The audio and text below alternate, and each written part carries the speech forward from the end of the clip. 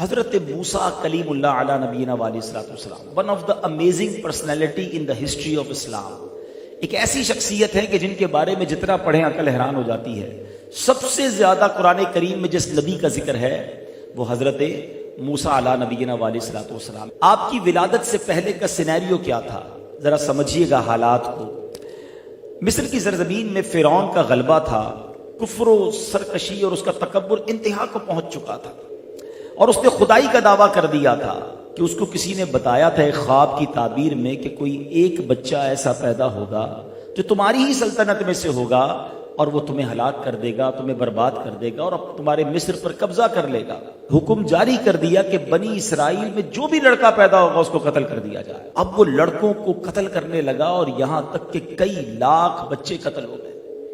اب اس کے وزیروں نے آ کر اسے بتایا کہ اگر اسی اسپیڈ سے بچے قتل ہوتے رہے, اوپر بوڑھے مر رہے ہیں, نیچے بچے تم آگے بڑھنے نہیں دے رہے, تو آگے جا کے نظام حکومت کیسے چلے گا؟ ہمارا خادم کہاں سے آئے گا؟ نظام کام کرنے والے لوگ کہاں سے آئیں گے؟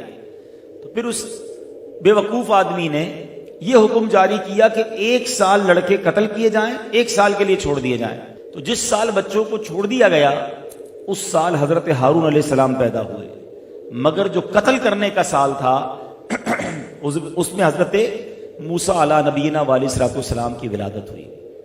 وہ کہتے ہیں نا, ہم سنتے ہیں جسے اللہ رکھے اسے کون چکھے. آپ کی والدہ کا نام تھا یوحانز اور آپ لاوی بن یعقوب کی نسل سے تھی. اللہ کریم نے خواب میں یا فرشتے کے ذریعے ان کے دل میں یہ الہام ڈال دیا کہ حضرت موسیٰ علیہ السلام کو تم دودھ پلاؤ. اگر ہمسایوں کو پتہ چل جائے اور وہ شکایت کریں فرعون کی طرف تو بے فکر ہو کر حضرت موسیٰ کو اپنے بیٹے کو دریائے نیل میں ڈال دینا اور ہم اس کی جدائی کا غم نہ کرنا, ہم تمہارا بیٹا تمہاری طرف لوٹا دیں گے. اب یہ کیسا ماں کا دل تھا, ماں اپنے بچے کو دریا میں ڈالے, کبھی دنیا میں سنایا؟ مگر اللہ کی وہ بندی کیسی ہے, رب پر بھروسہ کیسا ہے, اللہ کے وعدوں پر یقین کیسا ہے. اب جب یہ بات پھیلنے کا خوف ہو گیا تو حضرت موسیٰ علیہ السلام کی ماں نے ایک صندوق میں اپنا چاند جیسا بیٹا جو ہے وہ دریائے نیل کے حوالے کیا. مگر آپ کی ایک بیٹی بھی تھی, آپ نے کہا بیٹا دریا کے ساتھ ساتھ چلتی رہنا, دیکھ رہا تو صحیح میرا لال کدھر جاتا ہے, یہ صندوق کدھر جاتا ہے. حضرت موسیٰ کی بہن دریائے نیل کے ساتھ چلتی جا رہی ہیں اور جب یہ دریائے نیل والا صندوق فرعون کے محل کے قریب گیا اور وہاں دیکھا فرعون بھی بیٹھا ہے, اس کی زوجہ آسیہ بھی بیٹھی ہیں اور انہوں نے وہ صندوق اٹھا لیا ہے, تو ڈر کے مارے ماں کو آ کر بتایا کہ ماں غضب ہو گیا, جس ظالم سے بچے کو بچا رہے تھے, جس ظالم سے بچنے کے لیے دریا میں ڈالا تھا, یہ صندوق تو ادھر ہی پہنچ گیا ہے. مگر ماں کو بھروسہ تھا کہ رب نے فرمایا ہے یہ بچہ واپس لوٹے گا. اللہ اکبر, صندوق کھولا جاتا ہے, نورانی چہرہ ہے. فرعون پہلے تو بہت خوش ہوا, مگر اب کیا کہتا ہے, کہیں یہ وہی لڑکا تو نہیں جو مجھے قتل کر دے گا؟ ارے یہ بھی تو چھوٹا بچہ ہے, یہ سال تو بچوں کے قتل کرنے کا ہے.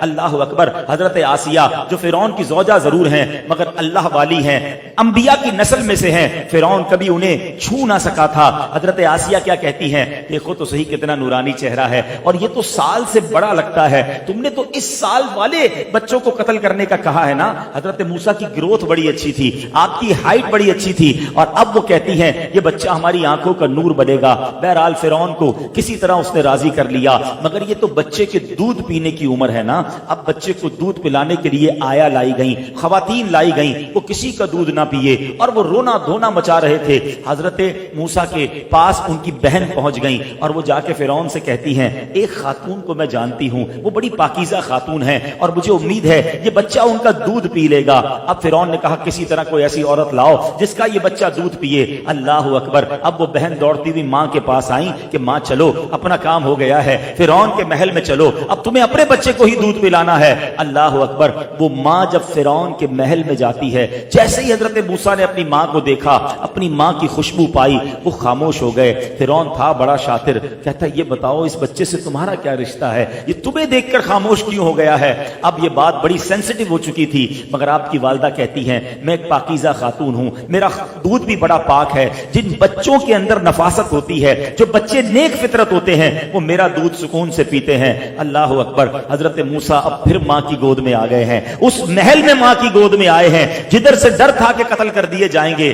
یہ ہے اللہ کی تدبیر. اور آگے سنو, جب ماں نے دودھ پلایا حضرت موسیٰ بڑے سکون میں آ گئے. تو اب کچھ دنوں کے بعد آپ کی والدہ کہتی ہیں اجازت ہو تو میں اپنے گھر لے جاؤں, ادھر ذرا صحیح اس کی پرورش کر لوں گی.